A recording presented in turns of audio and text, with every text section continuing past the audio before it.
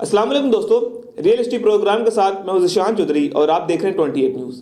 दोस्तों, आज हम जिस पर्सनैलिटी के बारे में बात करने वाले हैं वो इस वक्त दुनिया का सबसे ताकतवर शख्स है। जी बिल्कुल, दुनिया का सबसे ताकतवर मुल्क का सरबराह ही दुनिया का सबसे ताकतवर शख्स होता है।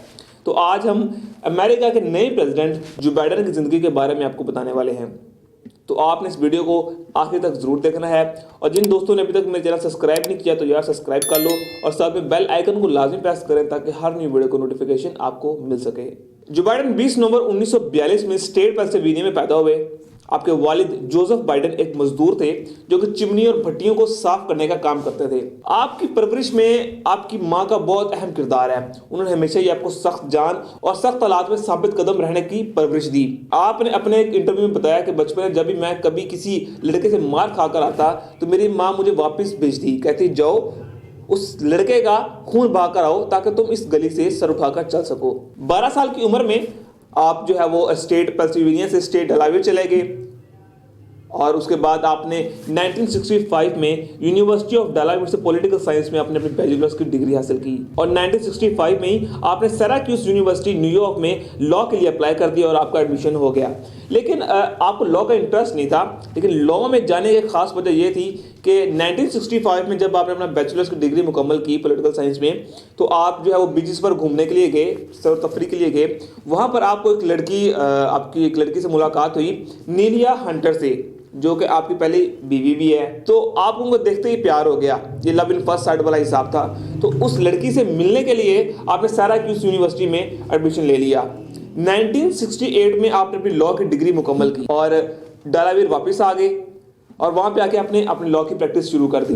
नाज़रीन, आपको एक और बात बताते चले कि जो बाइडेन जो है वो पढ़ाई में बहुत अच्छे नहीं थे, लेकिन वो पब्लिक स्पीचर बहुत अच्छे थे। वो पब्लिक की स्पीच डिलीवर बहुत अच्छी किया करते थे और स्पोर्ट्स में बहुत अच्छे थे।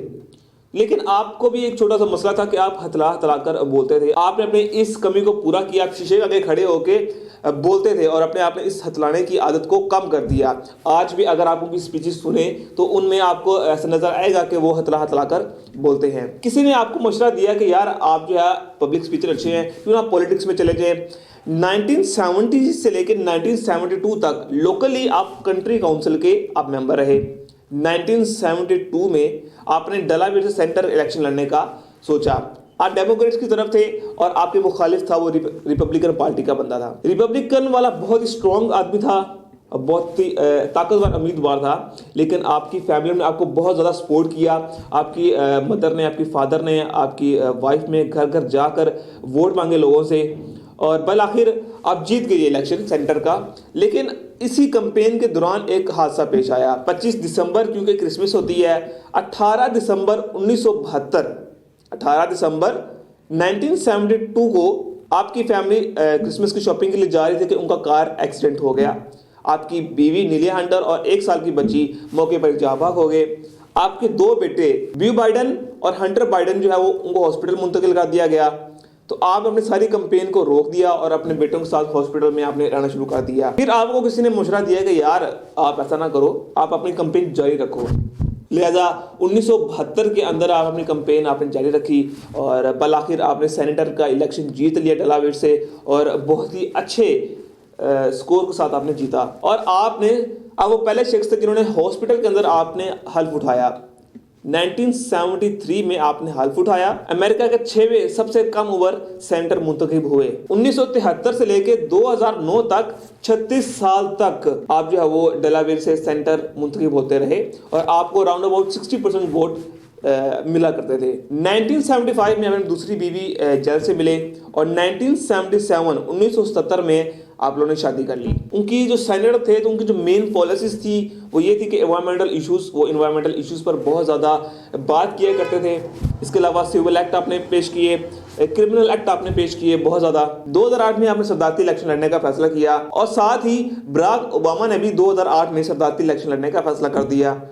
लेकिन सदारती इलेक्शन में आपको ज़्यादा इशू आए क्योंकि आपको कुछ फंडिंग के इशू थे और साथ में बराक ओबामा का अपनी पार्टी के अंदर, डेमोक्रेट्स के अंदर एक अलग मुकाम था। लिहाजा आपने 2008 में आप अपने सदारती कैंपेन से पीछे हट गए और 2009 में जब बराक ओबामा प्रेसिडेंट बने तो बराक ओबामा ने आपको अपना वाइस प्रेसिडेंट बनाया आप 47th वाइस प्रेसिडेंट थे अमेरिका के। 2009 से लेकर 2017 तक आप वाइस प्रेसिडेंट रहे और 2019 में आपने दोबारा फिर सदारती इलेक्शन लड़ने का फैसला किया। इस दफा आपने डोनाल्ड ट्रंप को हरा दिया। 2020 के इलेक्शन में आपने वज़ा तौर पे फतह हासिल की और आप 20 जनवरी 2021 में आप जो है अपना 46th प्रेसिडेंट ऑफ अमेरिका का हल्फ उठाएंगे। नाज़रीन, आज है 1 जनवरी 2021। तो मेरी तरफ से तमाम रिव्यूअर्स को हैप्पी न्यू ईयर। और अगर आपको ये वीडियो थोड़ी सी भी इंफॉर्मेटिव लगी हो तो प्लीज़ वीडियो को लाइक करें, इसको शेयर करें और फिर वही बात कि यार प्लीज़ मेरे चैनल को सब्सक्राइब करो और साथ में बेल आइकन को लाजमी प्रेस करें ताकि हर नई वीडियो को नोटिफिकेशन आपको मिल सके।